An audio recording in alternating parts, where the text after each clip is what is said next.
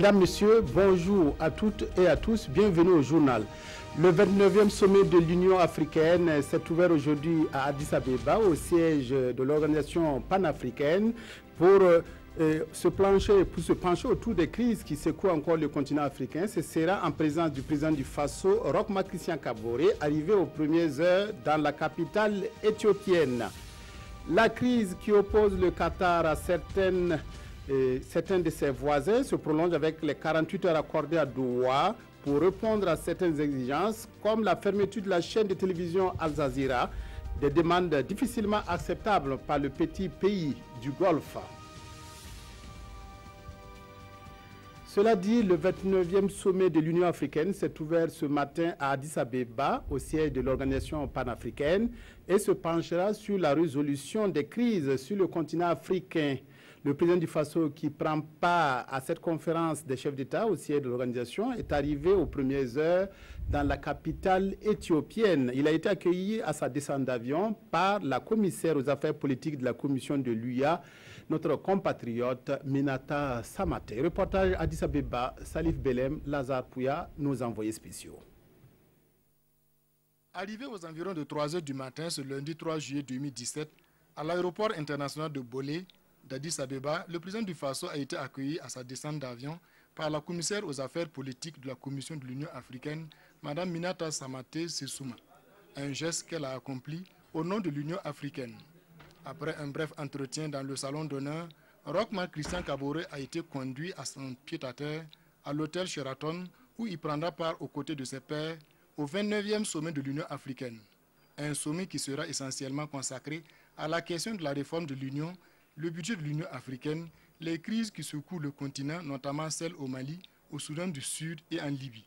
Placé sous le même thème de la session de janvier dernier, à savoir tirer pleinement profit du dividende démographique en investissant dans la jeunesse, le Burkina Faso, en relation avec le thème de ce sommet, a inscrit un point à l'ordre du jour de cette conférence visant à proclamer la période 2018-2027 comme la décennie africaine pour la formation et l'emploi des jeunes dans les domaines techniques, professionnels et entrepreneuriaux.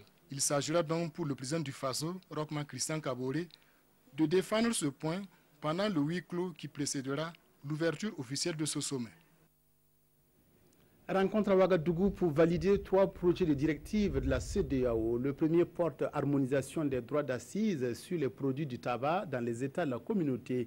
Le second est sur l'harmonisation des exonérations de la TVA. Et enfin, le troisième porte adoption du dispositif institutionnel de suivi et de pilotage du programme de transition fiscale au sein de la CEDEAO. Bref, les experts estiment que ces dispositions permettront de lutter efficacement contre la contrebande et la contrefaçon. Roger Kam, Yolande Lombo. Ils ont à l'idée de réduire considérablement la consommation du tabac en rendant difficile son accessibilité financière. Et pour parvenir à une telle prouesse, ces experts nationaux de la CEDEAO vont devoir procéder à la validation de 3 instruments fiscaux communautaires entrant dans le cadre de l'établissement de l'union douanière de la CEDEAO. Nous commençons aujourd'hui sur la question de la taxation des tabacs et des cigarettes pour du tabac. Comme vous savez, cette question est d'actualité parce que dans nos régions, particulièrement au Burkina Faso, on constate que les tabacs sont très moins chers, accessibles à la jeunesse et préjudiciables à la santé des populations. Selon cet expert, Dubaï et l'Europe sont les plus grands producteurs de tabac au monde.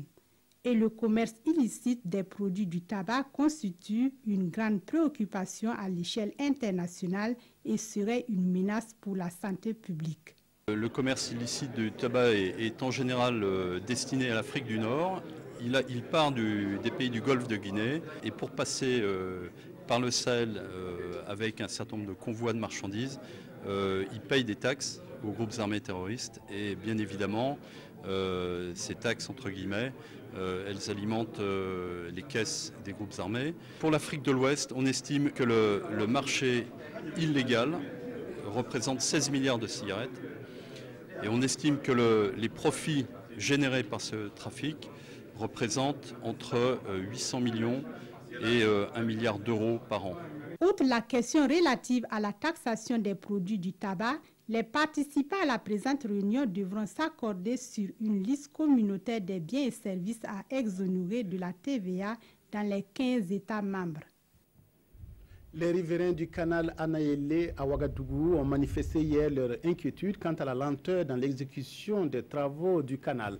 Ces travaux qui devaient démarrer en avril dernier pour prolonger le canal et éviter ainsi les risques d'inondation sont toujours au point mort, d'où le mécontentement des populations qui sont montées hier au créneau. Konsoun Koulibaly, Nyarkiteda. Voici le canal Anayele en question du quartier Benogo de la commune de Ouagadougou. Un canal à problème pendant chaque saison d'hivernage pour les riverains qui donnent ici de la voix par cette conférence de presse. Selon ces derniers, un compromis avait été trouvé pour son aménagement depuis avril dernier. Le canal Anayele a été arrangé à moitié. Donc l'autre portion, ça fait qu'il y a une partie de la population dont on les a attribués des terrains. Ces derniers, à chaque saison hivernale, ils sont inondés et ils se retrouvent à chaque fois dans les écoles. Ça fait que les années antérieures, on a eu réellement à faire des démarches et ça c'est resté toujours vain. À en croire les résidents du quartier, des démarches ont été entreprises auprès des autorités communales pour le prolongement du canal. Mais face au silence constaté, les riverains menacent de se faire entendre si rien n'est fait dans les jours à venir. La réponse qui a été donnée par les maires, c'est une mauvaise intention. Ils avaient en fait l'intention de mettre les uns et les autres en conflit, en disant aux populations riveraines d'aller discuter avec ceux qui seront touchés par les 10 travaux, parce qu'ils n'ont pas l'argent pour les indemniser. À l'issue de cette conférence de presse, on va observer quelques jours avant de se concerter. S'ils n'y réagissent pas, on va entreprendre toute autre action qui va en fait les amener à penser sur notre problème. En plus du prolongement du canal, existent d'autres doléances. Il s'agit de la construction de caniveaux et d'un centre de santé, l'électrification de la zone, l'aménagement des voies et l'indemnisation de tous ceux qui seront affectés par les 10 travaux. La famille Dieu s'est élargie avec l'ordination de 4 nouveaux prêtres dans le diocèse de Dori samedi dernier. Ces prélats qui ont juré de se mettre au service de l'homme en relation avec le Seigneur vont continuer à construire l'œuvre de la foi. La cérémonie d'ordination a été marquée par une ferveur religieuse. À Dori, Alexis Ouedraogo, Joseph Bambara. Par ce cérémonial, l'évêque et les prélats du diocèse de Dori procèdent à l'ordination de ce nouveau prêtre. Abbé Nestor Duo, Abbé Théodore Poda, Abbé Olivier Niampa et Abbé Urbain Ouedraogo représentent la 4e cuvée de prêtres ordonnés ici à Dori.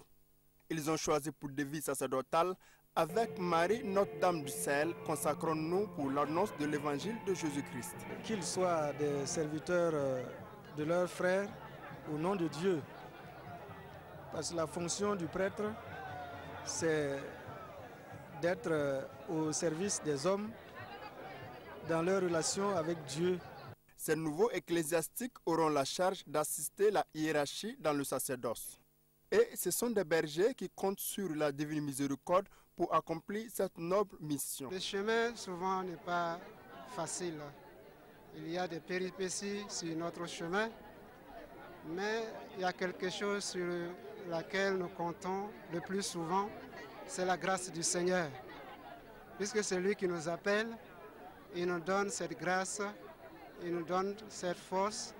Pas de doute, je suis prêt, puisque je l'ai avoué devant tout le peuple. Oui, je le veux par la grâce de Dieu, qui veut dire oui, je peux par la grâce de Dieu. Lors de cette cérémonie d'ordination presbytérale, clergés, fidèles, parents et amis ont loué le Seigneur pour cette grâce. Ils ont également prié pour ce nouveau pasteur. Danser à perdre le souffle, objectif du festival Aouna de Pouni. Il a permis à tous les amoureux de danse Gouroussi d'assouvir leur passion.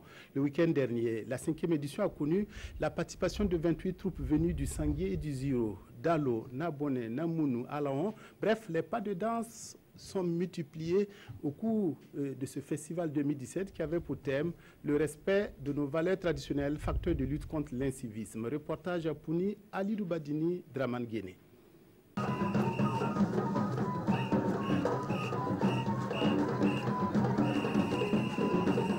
Festival Aouna, 5e édition. C'est la fête de la musique Gurunsi à Pouni dans le Sanguier. Une manifestation purement traditionnelle pour promouvoir et sauver des pas de danse en voie de disparition. On a découvert de nouveaux pas de danse. Les gens ont amélioré considérablement leurs pas de danse. Et pour cette édition particulièrement, les gens se sont bien donnés. Alors, les populations se sont bien égayées, les gens se sont rencontrés, ils ont fait la fête, c'était bien. Là, c'est le Boumoun, l'identité même du peuple Gourouzi. Danse de force et d'acrobatie. Le Boumoun se danse à toutes les occasions.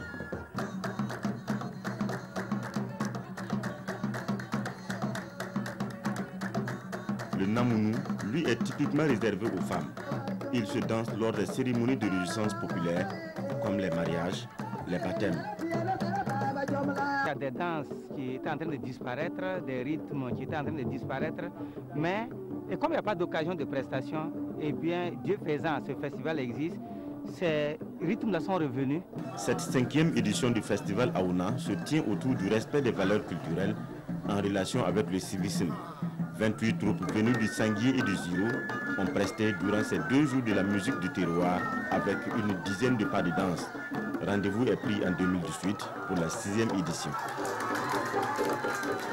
Alors nous avons pu admirer les pas de danse de Bouma R.S. Nebié dans le Les derniers combats pour la reconquête de Mossoul sont des succès pour l'armée irakienne appuyée par les forces de la coalition internationale. Les soldats irakiens auraient repris le contrôle du dernier quartier de la vieille ville et les combattants de l'État islamique ne contrôleraient plus qu'1 km² de la 2e ville irakienne.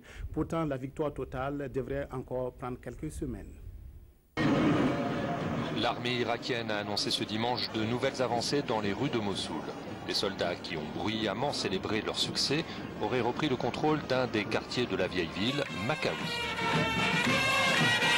Selon l'un des commandants des forces spéciales, il n'y aurait plus que quelques centaines de combattants du groupe État islamique à résister. Mais ils seront difficiles à déloger en raison de la configuration des lieux et de la présence de civils, souvent utilisés comme boucliers humains. Ce général assure que l'assaut final est imminent et que la victoire n'est plus, je cite, qu'une question de jours. Samedi, les forces irakiennes soutenues par la coalition internationale se sont emparées d'un hôpital situé dans le quartier Al-Shifa. 48 heures plus tôt, elles avaient délogé les djihadistes de Daesh des ruines de la grande mosquée Al-Nouri. Ces djihadistes sont acculés sur la rive ouest du Tigre et pris en étau sur une étroite bande de terre d'environ 400 mètres. Pression maintenue sur le Qatar, accusé par de nombreux pays de soutenir le terrorisme. L'ultimatum fixé pour répondre aux exigences de ses voisins a expiré hier, mais il a été prolongé de 48 heures à la demande du médiateur koweïtien. Une prolongation qui risque de ne pas donner de résultats tangibles, tellement les demandes de ses voisins saoudiens notamment sont perçues comme une atteinte à la souveraineté de Doha. Léger sursis pour le Qatar après le report de 2 jours de l'ultimatum fixé par ses voisins sunnites et qui devait expirer dimanche soir. L'émirat gazier, isolé depuis près d'1 mois, est accusé de rapprochement avec l'Iran et de financer le terrorisme. Doha doit se prononcer sur une liste de demandes vues comme une atteinte à la souveraineté de l'État. Le Qatar n'est pas un pays qui se fera avaler par qui que ce soit. Nous nous tenons prêts à défendre notre pays. J'espère que nous n'arriverons pas au stade de devoir effectuer une intervention militaire, mais nous sommes toujours prêts. Nous sommes là pour défendre notre pays. Parmi ces demandes, la fermeture d'une base militaire turque au Qatar et celle de la chaîne Al Jazeera. Les ministres des Affaires étrangères d'Égypte, d'Arabie Saoudite, des Émirats Arabes Unis et de Bahreïn doivent se réunir au Caire ce mercredi. Le projet de loi sur le partenariat public-privé divise la majorité et l'opposition, l'une et l'autre s'accusant mutuellement de cacher certains dessins. La revue de presse est signée Abdoul Rasmane Zongo. Le binôme opposition-majorité a repris son duel, son sport favori, ironise l'Express du Faso. Oui, la bagarre naturelle a repris de plus belle entre 2 entités pour le moins antinomiques. Et citoyens détail. Le gouvernement et l'opposition sont à couteau tiré et la pomme de discorde, le projet de loi sur l'allègement du partenariat public-privé irrite l'opposition pour qui le gouvernement veut légaliser la corruption. Personne ne pourra empêcher l'adoption de cette loi, répond la majorité présidentielle. Le gouvernement veut légaliser le pillage de nos maigres ressources, se défend Zéphirin Diabré dans le pays, et l'on se connaît de lui voler au secours dans un terme redondant et qui vaut son pesant d'or. C'est une dérive dangereuse pour la gestion de nos ressources, affirme-t-il.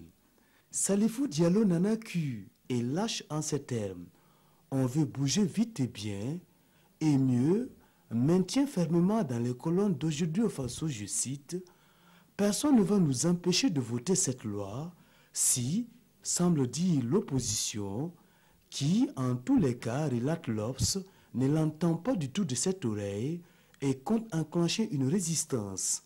Et le MPP, comme une réponse du berger à la bergère, rappelle, voire avertit dans le journal Le Quotidien, personne n'a le monopole de la rue. Quittons le ring parlementaire pour un autre ring non moins dangereux, où Moussa Kwanda et Inoussa Kanazoué se livreraient à un combat mortel, s'interroge l'Obs. Et aujourd'hui, au Faso d'ajouter, la thèse de la tentative d'assassinat d'Inoussa Kanazoué porte la griffe de Moussa Kwanda selon l'enquête. Fin de cette édition, merci de l'avoir suivi en notre compagnie. Excellent après-midi à toutes et à tous.